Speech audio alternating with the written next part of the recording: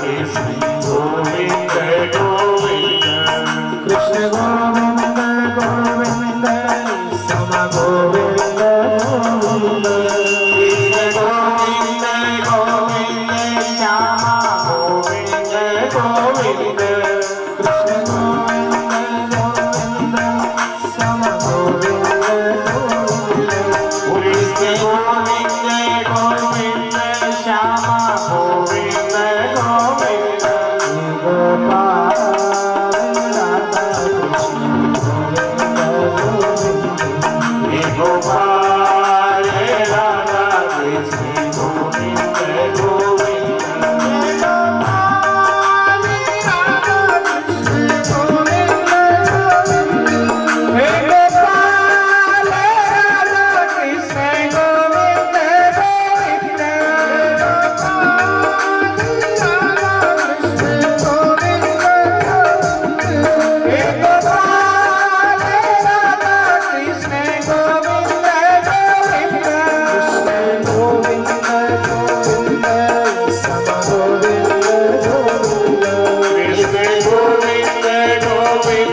श्यामा गोविंद गोविंद कृष्ण गोविंद गोविंद सम गोविंद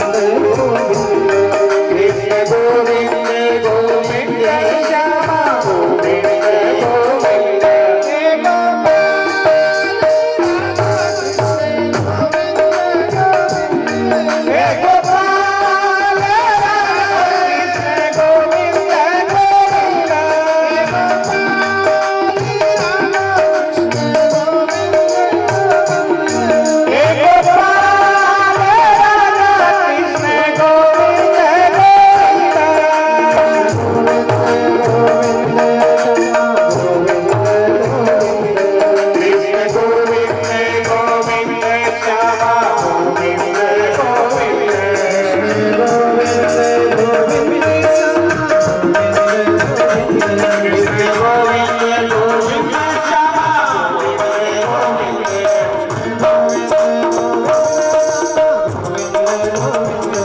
कृष्ण गोविंद गोविंद श्यामा गोविंद गोविंद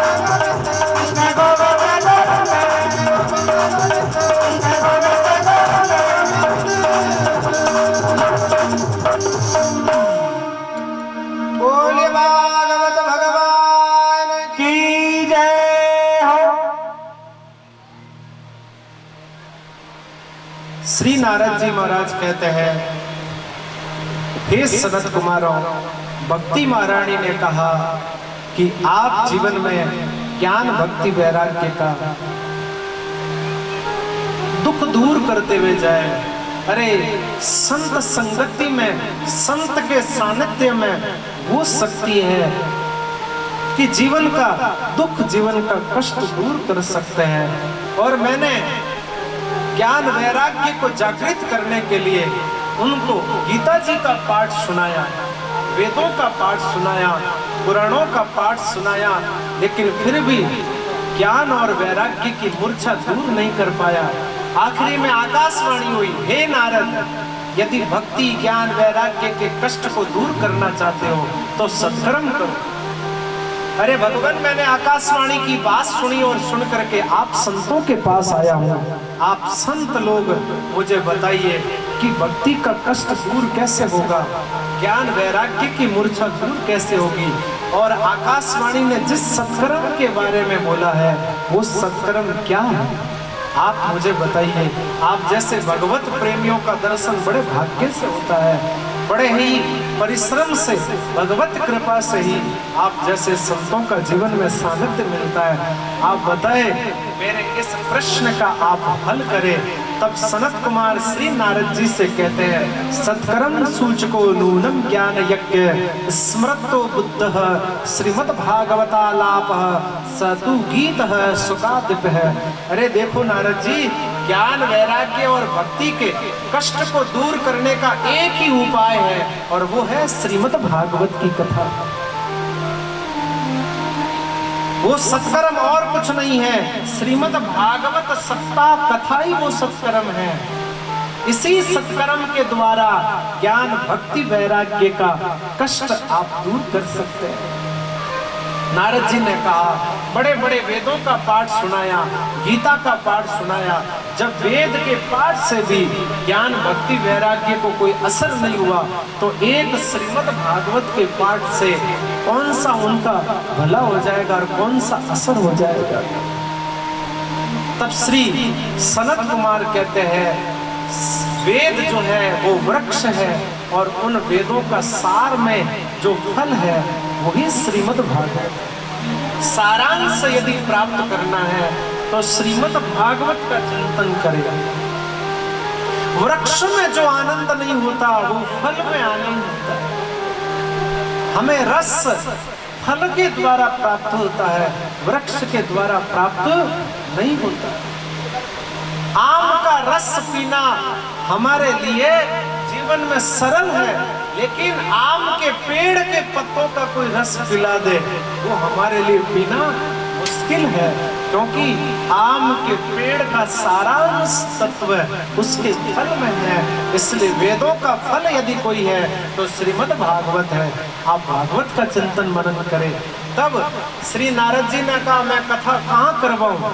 तब सनत कुमारों ने कहा, यहाँ से नीचे उतरेंगे तो हरिद्वार आएगा। हरिद्वार में एक आनंद नाम का तट है, वहां पर आप श्रीमद् भागवत की कथा।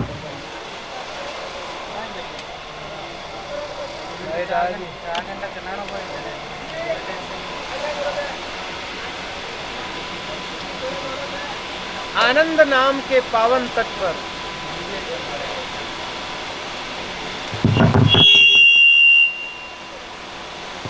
आनंद नाम के तट पर आप श्रीमद् भागवत की कथा कर रहे हैं। नारद जी ने कहा, वक्ता कहाँ ढूंढने जाऊंगा, आप खुद ही वक्ता बन जाइए। और सनत कुमारों को लेकर के हरिद्वार पधारे और आनंद नाम के तट पर सुंदर मंच बनाया। चारों भाई सनत कुमार व्यासपीठ पर विराजमान हुए। श्रोता के रूप में श्री नारद जी महाराज विराजमान हुए। अब श्री नारद जी महाराज खुद सन्यासी है, इसलिए श्री नारद जी महाराज अकेले ही कथा श्रवण करने के लिए बैठे। परंतु अपने गांव में तो कोई सन्यासी है नहीं, सब गृहस्थ आश्रम से संबंध रखते हैं। ये वास्ते एक बात रो विशेष ध्यान रखो, आज तो कथा में अकेला पधार गया कोई बात नहीं, पर कल हूँ घरवाला ने भी हाथ ले रही और दोनों जना जोड़े हूँ बैठ कथा हो जो तो कथा रो विशेष लाभ प्राप्त हो। और जको अकेलो अकेलो कथा होने समझ लो वो एक दिन अकेलो होने वालो वो संकेत है, समझ लो। एक दिन सन्यासी बनने रो रास्तो खुल जावेला, संत बनने रो रास्तो खुल जावेला।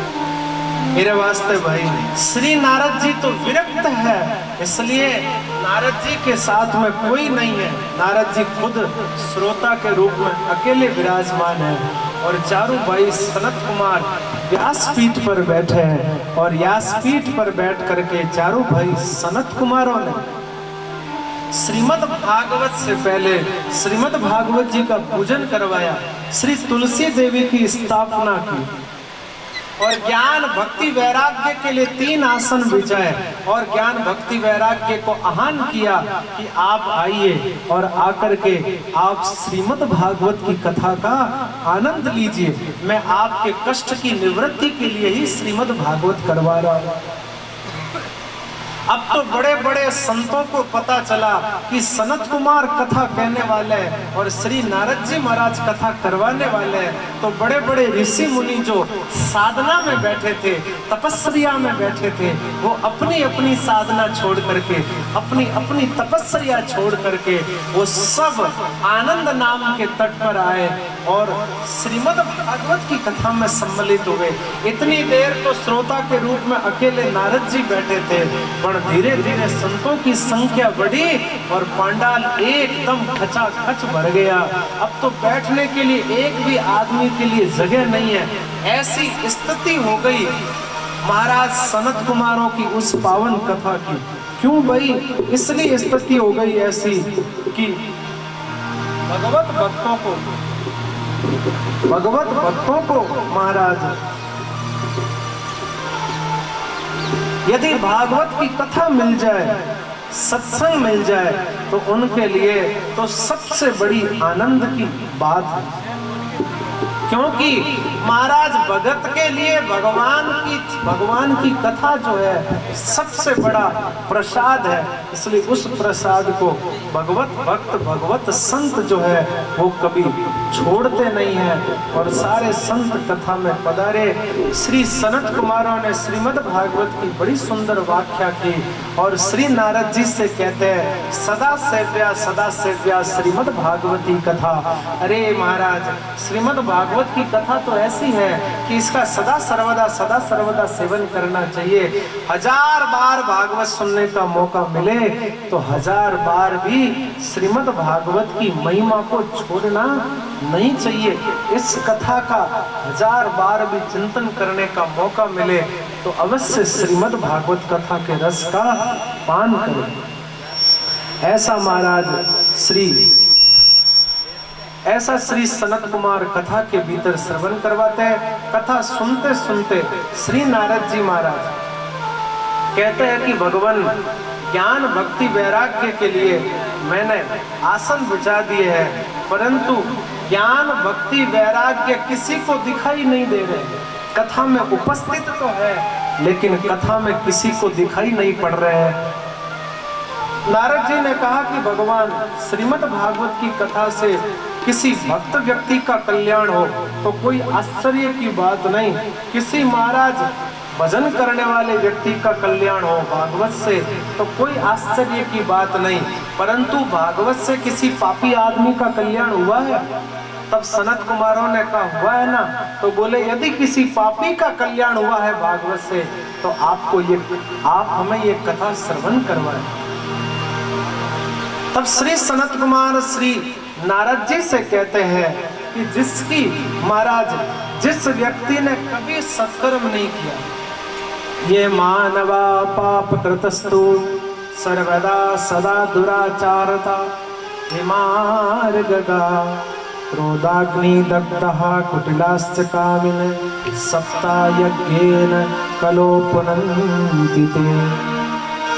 जिस मनुष्य ने जीवन में कभी सत्कर्म नहीं किया है और कभी महाराज जीवन में कोई अच्छा काम नहीं किया, जिसकी मनोवृत्तियां हमेशा पाप पूर्ण रही है, जो क्रोध रूपी अग्नि में हमेशा जलता रहा है और जिसने हमेशा दुराचार परायण जीवन व्यतीत किया है, ऐसे पापी व्यक्ति के नाम से भी यदि किसी ने भागवत कथा करवाई है तो उस पापी का भी श्रीमद् भागवत से कल्याण हुआ है।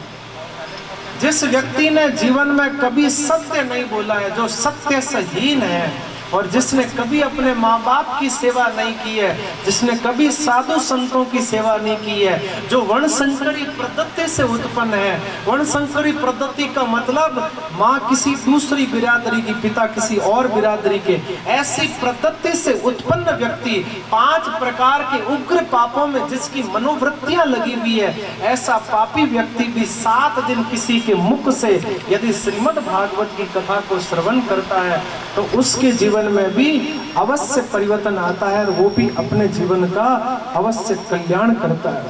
इतना ही नहीं, जिसने जीवन पर्यंत पाप किया और पाप करते करते जो व्यक्ति संसार से चला गया और जाने के बाद में कोई प्रेत शरीर में चला गया, कोई भूत पिशाच बन गया और उस प्रेतात्मा के नाम से भी यदि किसी ने श्रीमद् भागवत की कथा करवाई है तो उस प्रेत की भी श्रीमद् भागवत कथा से मुक्ति हो जाती है। श्री नारद जी ने कहा सनत कुमारों से महाराज ये बात मेरे समझ में नहीं आई।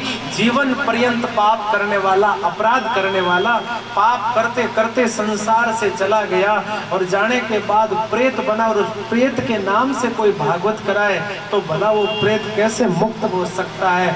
श्री सनत कुमारों ने कहा मुक्त कैसे हो सकता, ये मत पूछिए, मुक्त हुआ है तब हम आपको बात कह रहे हैं। नारद जी ने कहा यदि मुक्त हुआ है तो आप हमें वो बात बताइए, ऐसा कौन प्रेत था जिसकी श्रीमद् भागवत की कथा से मुक्ति हो गई है, ऐसा कौन पापी था? तब श्री सनत कुमार श्री नारद जी को लक्ष्य में रख करके बात कहते हैं कि एक तुंगभद्रा नाम की नदी थी, उस नदी के किनारे एक उत्तम नगर नाम का गांव था। उस गांव में सभी वर्ण के, सभी धर्मों के लोग रहते थे। उसी नगर में एक पंडित जी रहते थे जिनका नाम था आत्मदेव जी। आत्मदेव जी का शब्दाधिक अर्थ होता है आत्मा में जिसने देवत्व का दर्शन किया, उसी का नाम आत्मदेव। आत्मदेव पंडित जी जो थे वो विद्वान थे, परमित भाषी थे, मितव्यय थे, कर्म कांड में प्रवीण थे, सर्वगुण संपन्न थे पंडित जी। लेकिन एक ही दुर्गुण था, क्या? उनकी जो वृत्ति थी वो लोभमय थी, पैसे का थोड़ा लोभ ज्यादा रखते थे, बाकी सब सद्गुण थे उनके भी। लेकिन जैसे सर्वगुण संपन्न आत्मदेव जी थे, ठीक उनके विपरीत थी उनकी पत्नी। नाम भी बड़ा विचित्र था, धुंधली देवी। यथा नाम तथा गुण, जैसा नाम वैसा उसके भीतर गुण भी था। अब नाम तो गंगाबाई और घरे जावे एक लोटो पानी कौन पाओगा, गंगा कहीं काम। नाम संतोष, मन में रति पर भी संतोष नहीं। लेकिन धुंधली का जैसा नाम था वैसा उसका गुण भी था। और ये जो धुंधली देवी होती है, इनके अंदर एक बहुत बड़ी विशेषता होती है, और ये विशेषता हर स्त्री के भीतर नहीं होती, कोई कोई माताओं के भीतर ही होती है। गांव में जब हली पंचायत करे समझ लीजिए आज धुंधली देवी। अपने गांव में तो ऐडी कोई है ही नहीं। तो लारले गांव री बात क्यों भाई? क्योंकि अपने गांव में तो हैंग भक्तिमती माता है, हैंग भक्ति री बात करने वाली है, चौकी बातें करने वाली। आप बात कठेरी है, आप बात लारे कटी कथा कर आया ने बठेरी है। क्योंकि हाल 7 दिन ऑपरेट रहनो, मेरे वास्ते गलत नहीं बोलना।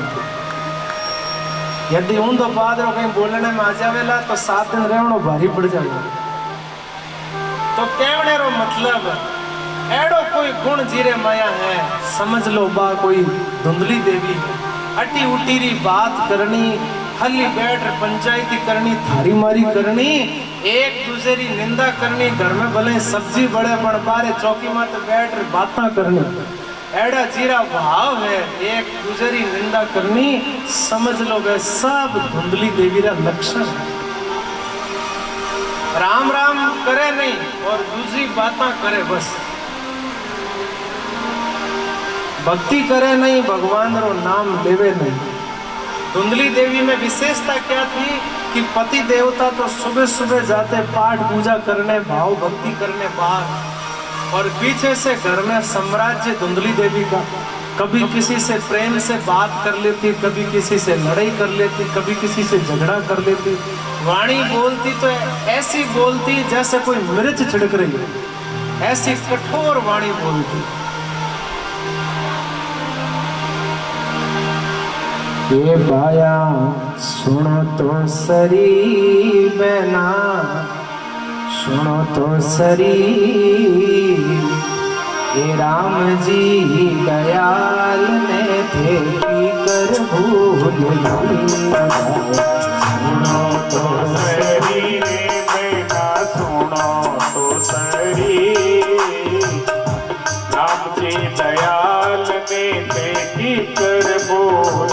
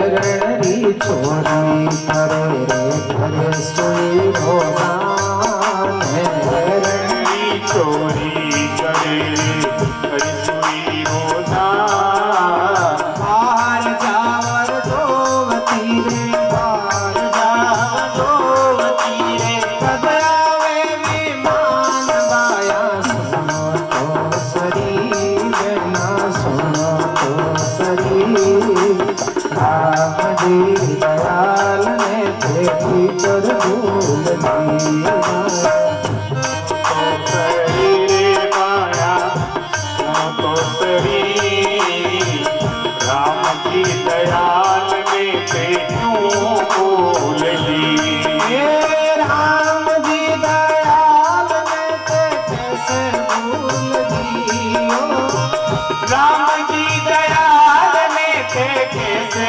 भूल ली प्रभु जी दयाल ने ते कर भूल प्रभु जी दयाल में ते कैसे भूल ली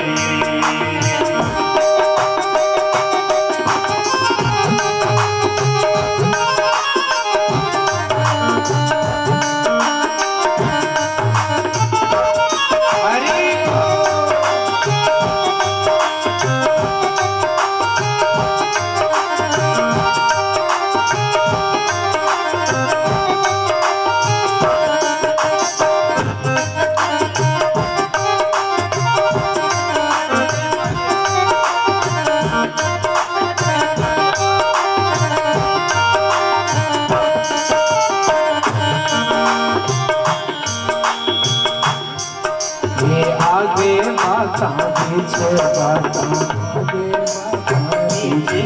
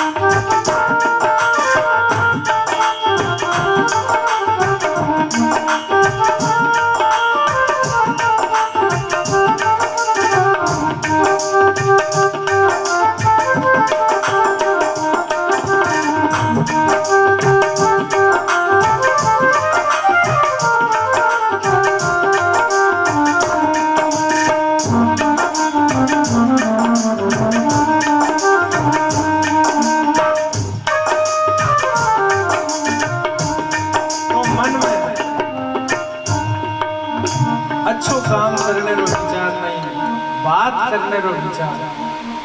और जब कभी मौका मिलता तो बड़ी कर्कश वाणी बोलती, और वाणी भी ऐसी कि महाराज सामने वाले का मन नहीं होता दूसरी बार बात करने का, ऐसी वो बात बोलती। परंतु बात के सिवाय और जीवन में दूसरी चीज के प्रति कोई प्रेम नहीं, कोई भाव नहीं, ऐसा उनका जीवन था।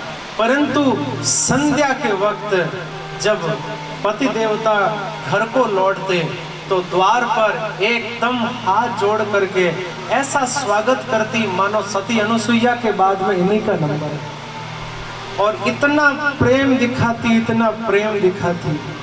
परंतु ये विशेषता सब में नहीं हुआ करती है।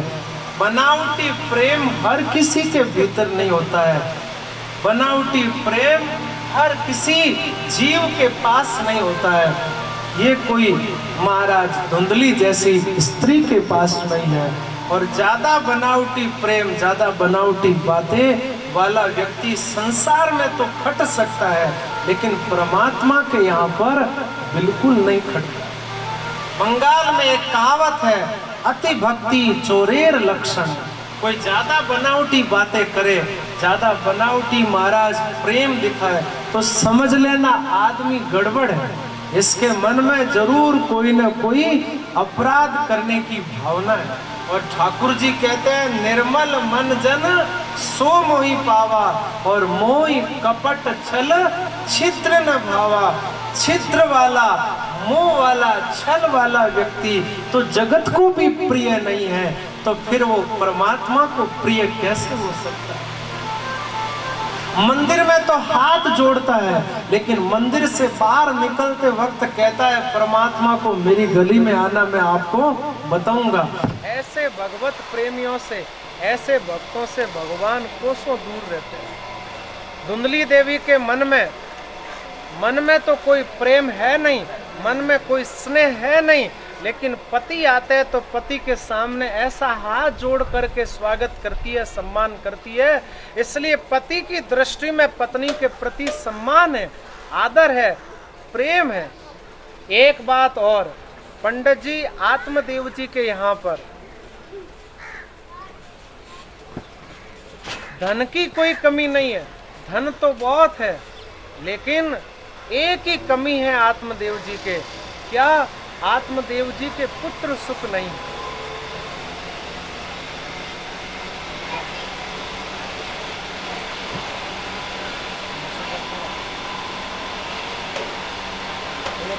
चलना दो, बंद मत कर।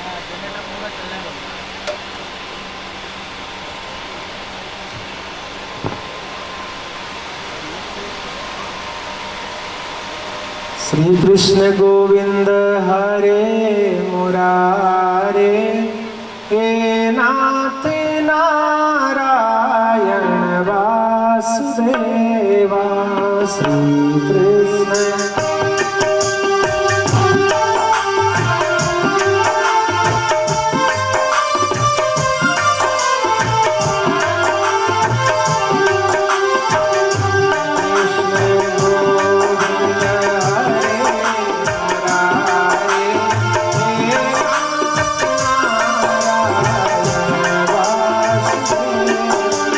श्री कृष्ण गोविंद हरे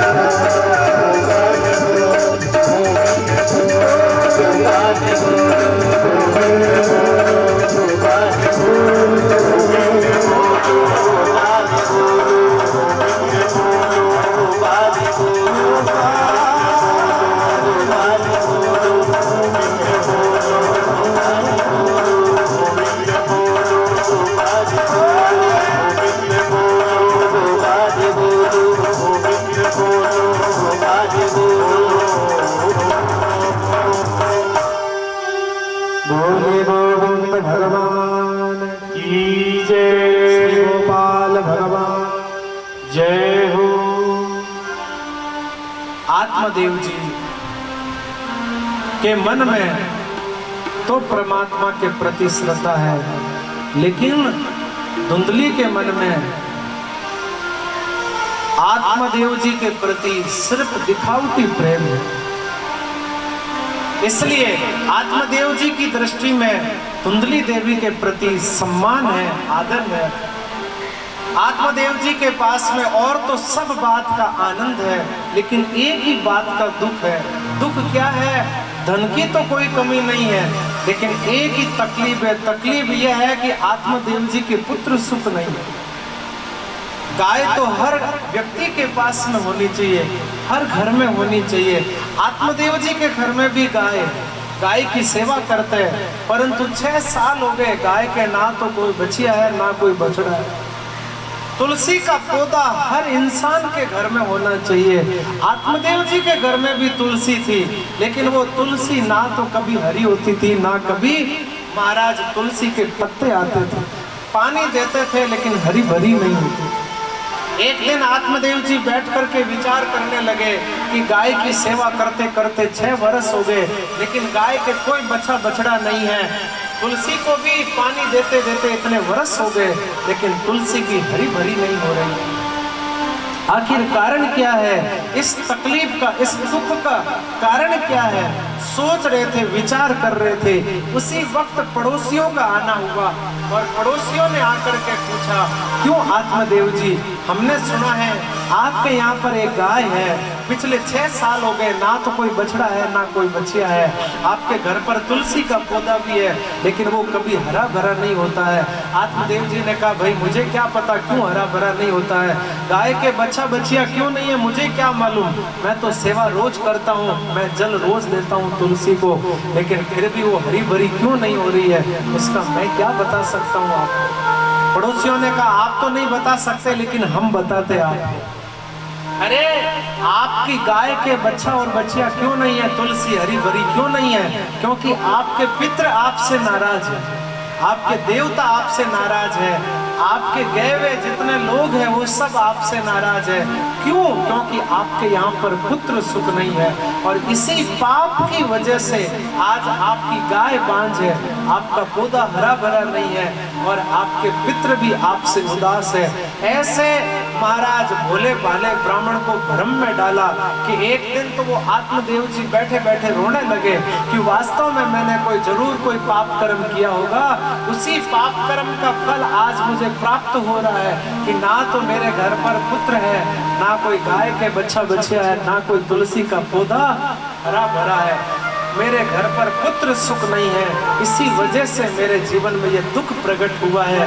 घर छोड़ करके वन में चले गए, वन में जाकर के बैठ गए, संकल्प कर लिया कि जब तक पुत्र सुख की प्राप्ति नहीं होगी तब तक लौट करके घर नहीं जाऊंगा। उधर से निकल रहे थे, एक महात्मा जी जंगल में बैठे हुए आत्मदेव जी को रोते हुए देखा। महात्मा जी ने दूर से आत्मदेव जी को देखा, सब कुछ समझ गए। ये चेहरा जो होता है ना, इसको देखते ही मालूम पड़ जाता है आदमी कितना बनावटी है, आदमी कितना होशियार है, कितना भोला है, कितना मूर्ख है, कितना समझदार है, कितना धनवान है, कितना निर्धन है। ये प्रत्येक व्यक्ति के चेहरे पर लिखा होता है, और इसको समझने में ज्यादा वक्त नहीं लगता। ऋषि के बात समझ में आ गई। ऋषि ने कहा, लगता तो ये कोई विद्वान ब्राह्मण है, लेकिन इसके जीवन में जरूर कोई दुख है, कष्ट है। इसलिए ऋषि ने पास में जाकर के ब्राह्मण देवता से पूछा, कथम रोदिस विप्रतम काते चिंता बलियसी वदत्वर सत्वरम वहम सर्वस्य दुखस्य कारणम। अरे भगवान, आपका स्वरूप देखते हुए ऐसा लगता है कि आप कोई कर्म कांड के विद्वान पंडित मालूम पड़ते हैं, लेकिन आपके जीवन में कोई भारी दुख है जिसकी वजह से आप चिंतित हैं, आप रो रहे हैं। बताइए आपके जीवन में क्या दुख है, क्या तकलीफ है? आत्मदेव जी संतों के चरणों में पड़ करके रोने लगे और कहने लगे कि महाराज, आज मेरे देवता मुझसे उदास है, मेरे पितृ मुझसे नाराज है। क्यों? क्योंकि मेरे घर में पुत्र नहीं है, और इसी पाप की वजह से आज मेरी गाय बांझ हो गई है, तुलसी के भी कोई पत्ते नहीं हैं, और मेरे देवता और पितृ सब के सब मुझसे उदास है, मुझसे नाराज है। जब तक पुत्र सुख की प्राप्ति नहीं होगी, हे ऋषि, हे महात्मा, मैं लौट करके घर नहीं जाऊंगा, यहीं मर जाऊंगा, यहीं अपने प्राणों का बलिदान दे दूंगा, लेकिन लौट करके घर को नहीं जाऊंगा जब तक पुत्र सुख मुझे प्राप्त नहीं हो जाता है। संत ने ये बात सुनी तो संत को बड़ा आश्चर्य हुआ और संत को बड़ा दुख हुआ। संत ने दुखित मन से ब्राह्मण देवता को समझाते हुए कहा, मुंचा ज्ञानम प्रजा रूपम बलिष्ठा कर्मणो गति विवेक तु समासादय ध्वज संसार वासनाम। अरे ब्राह्मण देवता, ये पुत्र के प्रति जो तुम्हारी कामना है, तुम्हारी जो इच्छा है, ये एकमात्र अज्ञानता है। अरे पुत्र नहीं हुआ तो समझ लो भगवान की अति कृपा हो गई, और पुत्र होता तो समझते भगवान की कृपा हो गई, और पुत्र नहीं हुआ तो समझ लो भगवान की बहुत बड़ी कृपा हो गई। झंझट से मुक्त हो गए। अरे जीवन में संसार के जाल से मुक्त हो गए, ये समझ लो। अरे क्या करोगे बेटे को प्राप्त करके? बेटा घर में नहीं होता है, बेटा जीवन में नहीं होता है, तो 4 साल 10 साल 15 साल 20 साल होता है। क्यों बंद कर रहे हो बार बार भाई? जन्नत में चलना पुत्र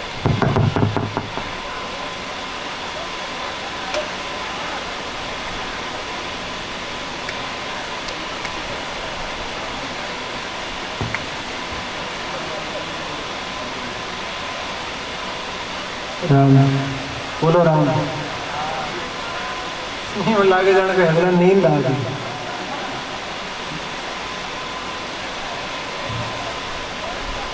आत्मदेव जी से संत ने कहा, पुत्र नहीं है तो 4 साल 10 साल 20 साल रोएंगे, उसके बाद में महाराज मन में यही सोचेंगे शायद भगवान ने हमारे भाग्य में पुत्र सुख लिखा नहीं है।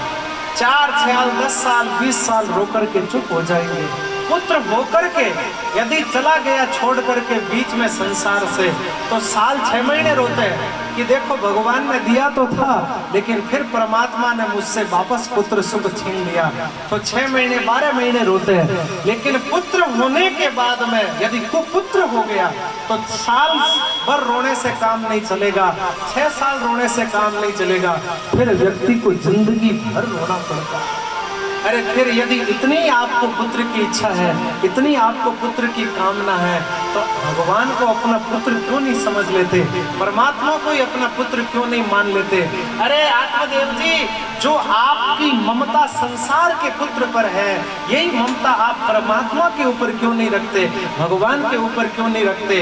अरे जगत में हम जो पुत्र प्राप्त करते हैं, वो पुत्र करता क्या है? अरे जिसको हम जन्म देते हैं, जिसका पालन करते हैं, पोषण करते हैं, बड़ा करते हैं, पढ़ाते हैं, लिखाते हैं, तैयार करते हैं, वो पुत्र आखिर क्यों प्राप्त किया जाता है? वो आखिर में करता क्या है? जब हम संसार से चले जाते हैं तो हमारी खोपड़ी में एक डंडा मारता है और 1 लोटा घी भर देता है। क्या इसी क्रम के लिए पुत्र सुख प्राप्त किया जाता है? अरे यदि वो पुत्र की जगह कुपुत्र हो गया तो 1 लोटा घी क्या 50 लोटे घी भी तुम्हारी खोपड़ी में भर देगा तो भी तुम्हारा कल्याण नहीं होगा, तो भी तुम्हारा उद्धार नहीं। रावण के 1000 पुत्र मिलकर के भी रावण को दुर्गति से नहीं बचा सके। दुर्योधन के धृतराष्ट्र के 100 पुत्र होकर के भी धृतराष्ट्र को दुर्गति से नहीं बचा सके, तो फिर तुम्हारा 1 पुत्र क्या तुम्हें सद्गति प्रदान कर देगा? कौन सा तुम्हें मोक्ष प्रदान कर देगा? क्यों पुत्र सुख की लालसा रखते हो? क्यों पुत्र सुख की इच्छा रखते हो? अरे ये ममता जो है परमात्मा के ऊपर रखो, भगवान के ऊपर रखो। आत्मदेव जी चरणों में पड़े और चरणों में पढ़ करके आत्मदेव जी ने कहा, अरे भगवान, आप संतों की यही समस्या है, थोड़ा सा कोई दुख आपको प्रकट करता है, थोड़ा सा दुख आपको कोई कह देता है, तो आप महाराज उसको ज्ञान देना शुरू कर देते, वेदांत बखानना शुरू कर देते, शास्त्रों का उपदेश देना शुरू कर देते। अरे महाराज, मुझे उपदेश की जरूरत नहीं है, मुझे आपके सत्संग की जरूरत नहीं है, मुझे आपके सत्संग कथा की जरूरत नहीं है। अरे भगवान, मुझे पुत्र की आवश्यकता, आप मुझे पुत्र देने का कष्ट करें। ऋषि ने कहा कि मैंने तुम्हारा भाग्य देख लिया, मैंने तुम्हारी कर्म रेखा देख ली है, मैंने तुम्हारी मस्तिष्क रेखा देख ली है, तुम्हारे भाग्य में 1 जन्म क्या 7 जन्म भी पुत्र सुख नहीं है, तो मैं तुम्हें पुत्र सुख कहां से दूं? संत के चरण में पड़ गए आत्मदेव जी और कहा कि भगवान, आप चाहो तो क्या नहीं कर सकते? अरे संत तो भाग्य रेखा को बदल सकते हैं, संत कर्म रेखा को बदल सकते हैं, संत ललाट में लिखी हुई बात को बदल सकते हैं। संत के अंदर वो शक्ति है कि संत हर काम को संभव कर सकते हैं, तो भला फिर आप क्या मेरे भाग्य को परिवर्तन नहीं कर सकते? आप मुझे पुत्र सुख देने का कष्ट करें। यदि आपने मुझे पुत्र सुख का आशीर्वाद नहीं दिया तो आपके चरणों में सिर पटक पटक करके फोड़ फोड़ के मर जाऊंगा, लेकिन बगैर पुत्र के आशीर्वाद के लौट करके घर नहीं जाऊंगा। आखिर संत परेशान हो गए और संत ने दुखित मन से अपनी झोली से एक फल निकाला और फल निकाल करके आत्मदेव जी को दिया, सारे नेम बता दिए और कहा ये फल अपनी पत्नी को दे देना। आत्मदेव जी घर गए, फल ले जा करके धुंधली देवी को दे दिया। अब धुंधली देवी अपनी सखी के पास, सहेली के पास बैठ करके रोने लगी कि पता नहीं आज पति देवता सुबह सुबह कहाँ से फल लेकर के आए और कहा इस फल को तुम खाओगे तो तुम्हें पुत्र सुख की प्राप्ति हो गई। अरे महाराज, पुत्र सुख धारण करना कितने कष्ट की बात है। अरे मेरे बस की बात नहीं है गर्भ में पुत्र धारण करना, और पुत्र जन्म ले लेगा तो उसका पालन पोषण करना भी मेरे बस की बात नहीं है। अरे पुत्र सुख प्राप्त करना सरल है, लेकिन पुत्र का पालन करना बड़ा कष्टदायक है। और कहीं सुखदेव जी की तरह 12 साल तक गर्भ में ही रह गया तो और ज्यादा कष्ट होगा, और ज्यादा दुख होगा। इसलिए धुंधली देवी ने अपनी सखी से, अपनी सहेली से कहा मेरी दृष्टि में तो जिस स्त्री के पुत्र नहीं है वही सर्वथा सुखी है। अपनी सहेली से कहा मैंने ऐसा सुना है कि जहाँ खाने के लिए नहीं है वहाँ खाने वाले बहुत हैं, और जहाँ खाने वाले बहुत है वहाँ खाने के लिए कुछ नहीं है। तेरे पास में खाने वाले तो बहुत है लेकिन खाने के लिए कुछ नहीं है, मेरे पास खाने के लिए बहुत है लेकिन खाने वाला कोई नहीं है। मेरे पति देवता तो भोले भाले हैं, पाठ पूजा के अलावा ज्यादा कुछ समझते नहीं है। गरीब सहेली के 6 पुत्र थे, 7वां होने वाला था।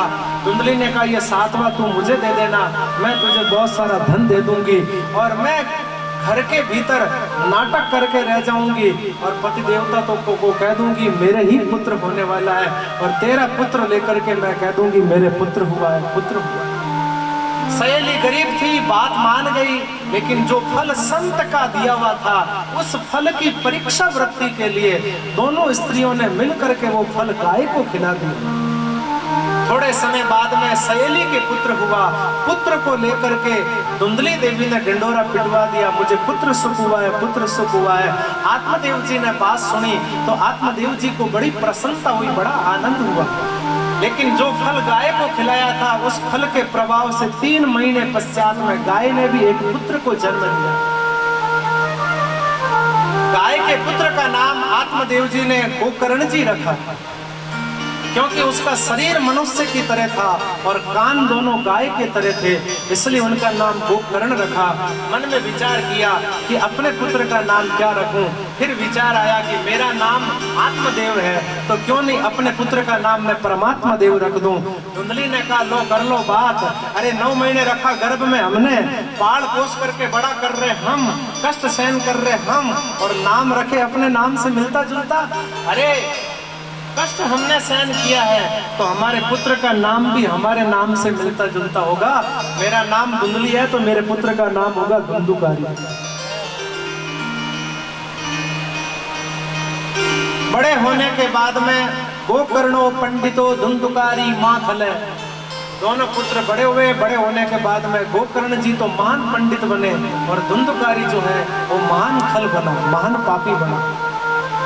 एक लौता पुत्र जिस घर में होता है उस घर के माता पिता का उत्तरदायित्व तो पुत्र के प्रति बढ़ जाता है, और एक लौता बेटा होता है तो माँ बाप विशेष करके उसके ऊपर ध्यान देते नहीं कि एक ही तो है सुधर जाएगा, एक ही तो है सुधर जाएगा, एक ही तो है पढ़ लेगा।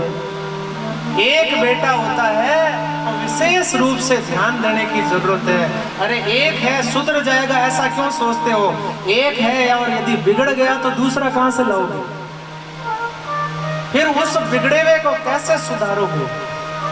इसलिए एक लौता पुत्र जहाँ है उन माता पिताओं का विशेष रूप से पुत्र के ऊपर ध्यान देना चाहिए। लेकिन एक लौता पुत्र भी यदि संस्कारी होता है तो माँ बाप के और पिता के कुल को रोशन कर देता है। हजारों तारे मिलकर के भी नभ को प्रकाशित नहीं कर सकते, एक चंद्रमा पूरे आकाश को प्रकाशित कर देता है। ऐसे जीवन में एक पुत्र भी यदि योग्य हो जाए, श्रेष्ठ हो जाए, गुणी हो जाए, तो अपने कुल को चमन कर सकता है, कुल को रोशन कर सकता है। अब बच्चा बचपन में यदि गिल्ली डंडे से खेलने लग जाए, ताश खेलने लग जाए, तो समझ लो शुरुआत हो गई। गोकर्ण जी धुंधुकारी बचपन में गिल्ली डंडे से खेलने लगा, फिर धीरे धीरे ताश खेलने लगा, फिर ताश में धीरे धीरे पैसा लगाने लगा। घर में कमी तो थी नहीं, माँ से मांगता, माँ दे देती, बेटा तू खर्च नहीं करेगा तो कौन खर्च करेगा। धीरे धीरे पैसा हारने लगा, तो पैसे से काम चला नहीं तो सोना चांदी मांगने लगा। माँ सोना चांदी निकाल करके दे देती, कहा बेटा तू एक ही है, तू नहीं खर्च करेगा तो कौन खर्च करेगा। धीरे धीरे घर का जितना धन था समाप्त हो गया, सोना चांदी खत्म हो गया। एक दिन तिजोरी खाली हो गई, माँ एकदम शक्ति में आ गई और माँ ने कहा नहीं नहीं बेटा, ऐसे कैसे सोना चांदी दे दूंगी, ऐसे कैसे पैसा दे दूंगी। तो माँ से जबरदस्ती चाबी छुड़ा करके तिजोरी में जितना धन माल पड़ा था सब जुए में हार गया। जब सारा धन खत्म हो गया तो चोरी करने लग गया, चोरी में 2-4 बार पकड़ा गया तो पीने लग गया, पीने से मन नहीं भरा तो गलत चीज खाने लग गया। एक दिन अर्धरात्रि को आत्मदेव जी अपने घर में आते हैं तो जगह जगह शराब की बोतलें देखते हैं, जगह जगह मांस के टुकड़े देखते हैं। इस दृश्य को देख करके आत्मदेव जी का मन बड़ा दुखित हुआ और उसने कहा रे तूने एक विप्र के घर को नरक का अड्डा बना दिया, एक विप्र के घर को तुमने बर्बाद कर दिया। धुंधुकारी ने फटकारते हुए अपने पिता से कहा कि अरे तुम्हारी बुद्धि सटिया गई है, हम जो करते हैं वो ठीक ही करते हैं, अच्छा ही करते हैं। आत्मदेव जी को बड़ा दुख हुआ, बड़ी तकलीफ हुई। आत्मदेव जी ने कहा रे इस पुत्र से तो मैं बगैर पुत्र के ही अच्छा था, लेकिन मुझे संत की बात समझ में आई नहीं। उन्होंने संत ने कहा था कि अरे क्यों पुत्र सुख प्राप्त कर रहे हो, उस दिन संत की बात मान लेता तो आज शायद इतना कष्ट मुझे प्राप्त नहीं होता, इतना दुख प्राप्त नहीं होता। अब मैं क्या करूं, मैं किसके पास में जाऊं।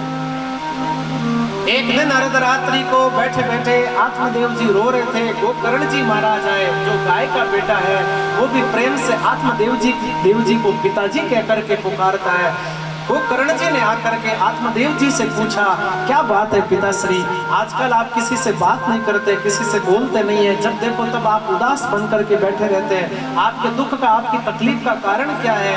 तब आत्मदेव जी रोते हुए अपने पुत्र गोकर्ण जी से कहते हैं हे पुत्र, मैं अपने दुख का क्या वर्णन करूं तुम्हारे सामने। अरे मेरे पुत्र ने मेरे घर को नरक बना दिया, मेरे पुत्र ने मेरे घर को बर्बाद कर दिया। तुम ही बताओ मैं इस घर में रहूं तो रहूं कैसे, और घर छोड़ करके वन में जाऊं तो जाऊं कैसे, क्योंकि मन में इतना वैराग्य नहीं, मन में इतनी विरक्ति नहीं, मन में इतना त्याग नहीं। मैं छोड़ूं तो छोड़ूं कैसे और रहूं तो रहूं कैसे। तुम मेरा मार्गदर्शन करो, तुम ही बताओ कि मुझे क्या करना चाहिए। और गोकर्ण जी ने अपने पिताश्री को बड़ा सुंदर उपदेश दिया।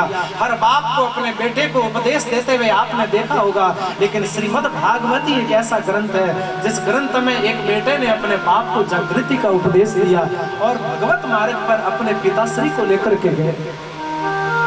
बड़े सुंदर शब्दों में गोकर्ण जी महाराज उपदेश करते हैं और उपदेश देते हुए अपने पिताश्री को कहते हैं देह स्तिस्मा सरुदिरे भिमतिम त्वजत्वं जाया सुतादिषु सदा ममता विमुञ्च पश्यामि संजगदीदं क्षणभङ्गनिष्ठं वैराग्यरागरसिको भवभक्तिनिष्ठः। हे पिताश्री, यदि घर का परित्याग करना है, वन में जाना है, तो मेरी बात पर ध्यान दो। पहले तो अपने देह के प्रति जो देह अभिमान है उसका परित्याग करो। मैं देह हूँ, इस अज्ञानता को छोड़ दीजिए। मैं देह कैसे हो सकता हूँ, मैं शरीर कैसे हो सकता हूँ, इस भूल को छोड़ दीजिए। अरे पिताश्री, देह की 3 ही गति है। देह को जला दोगे तो राख बन जाएगा, देह को गाड़ दोगे तो कीड़े बन जाएंगे, देह को फेंक दोगे तो महाराज गीदड़ खा जाएंगे।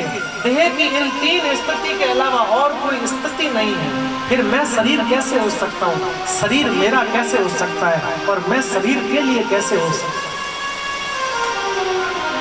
अरे मिट्टी का पुतला राजी हो जाएगा तो क्या दे देगा, और मिट्टी का पुतला नाराज हो जाएगा तो आपसे क्या ले लेगा। स्वामी जी महाराज, राम सुखदास जी महाराज बात कहते थे कि शरीर को चाहे राजी करो चाहे नाराज करो, शरीर को राजी करने से आज तक किसी को कुछ मिला नहीं है और शरीर को नाराज करने से आज तक किसी को कुछ गया नहीं है। हाँ, परमात्मा को राजी करने से आज तक मैंने बड़े बड़े लोगों को संपन्न होते हुए देखा है और भगवान को नाराज करने से आज तक मैंने बड़े बड़े लोगों को दरिद्र होते हुए देखा है। इसलिए राजी करना है तो परमात्मा को राजी करो, भगवान को राजी करो। शरीर मेरा कैसे हो सकता है, मैं शरीर का कैसे हो सकता हूँ। अपने घर में एकांत में बैठ करके अपने शरीर के बारे में चिंतन करें कि ये शरीर क्या है। यदि शरीर मेरा है तो मरते वक्त मैं शरीर को साथ में क्यों नहीं ले जाता। यदि हाथ मेरे है तो हाथ में जब तकलीफ आती है तो हाथ खराब क्यों हो जाता है। यदि आंख मेरी है तो आंख में अंधापन क्यों आ जाता है। यदि कान मेरे है तो कान से सुनाई देना बंद क्यों हो जाता है। यदि बच्चे मेरे हैं तो आने से पहले हमें लेटर तो नहीं लिखते कि पिताश्री हम जगत में आ रहे हैं। यदि माता पिता तुम्हारे हैं तो मरने के बाद कोई पत्र तो नहीं लिखते कि बेटा हम सुखी है कि दुखी है। अरे मरने के बाद में सोने से पहले और सोने के बाद का ही झंझट क्यों। सोते वक्त जीव कहाँ चला जाता है। यदि हमारे ऊपर छत पड़ जाए, पंखा पड़ जाए, छज्जा पड़ जाए तो हमारी क्या स्थिति होगी। हम सोते वक्त कहाँ चले जाते हैं। यदि घर मेरा है तो मैं लेकर के क्यों नहीं जाता, बच्चे मेरे हैं तो मैं लेकर के क्यों नहीं जाता, धन मेरा है तो मैं धन को लेकर के क्यों नहीं जाता। एक बार अपने धन के बारे में, अपने जीवन के बारे में बैठ करके चिंतन करें, आपकी आत्मा से एक ही आवाज निकलेगी, चल रे हंसा अमर लोक को, यहाँ नहीं कोई तेरा है। अरे तेरा सिर्फ परमात्मा ही है और भगवान का नाम ही तेरा है।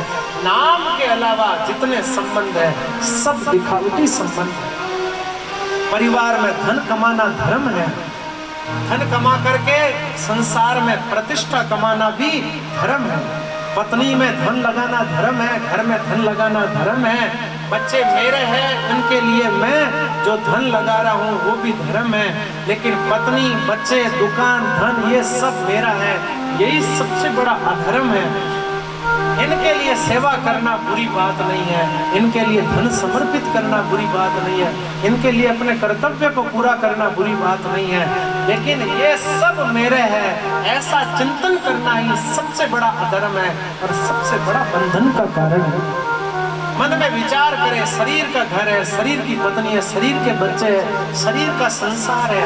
आत्मा का संबंध तो सिवाय गोविंद के अलावा और किसी के साथ में ना था, ना है और ना कभी होगा। ऐसा चिंतन करेंगे, मनन करेंगे तो जीवन में एक दिन जरूर जागृति आएगी और एक दिन जरूर जीवन में जागृति आएगी तो भगवत भक्ति जीवन में बढ़ेगी, परमात्मा का चिंतन अवश्य जीवन में बढ़ेगा। दिव्य उपदेश को अपने पिताश्री को दिया और कहा कि जाओ, ना शरीर तुम्हारा है ना शरीर से संबंध रखने वाले तुम्हारे हैं, तुम्हारा सिर्फ परमात्मा है, जाकर के भगवान का स्मरण करो। पिताश्री ने कहा यदि वन में जाने से भगवत प्राप्ति होती हो तो शेर का तो जन्म ही वन में होता है, सबसे पहले भगवान उनको मिलने चाहिए थे। चीता तो पैदा ही वन में होता है, भेड़िया तो जन्म ही वन में लेता है, फिर उनको सबसे पहले भगवत प्राप्ति होनी चाहिए थी।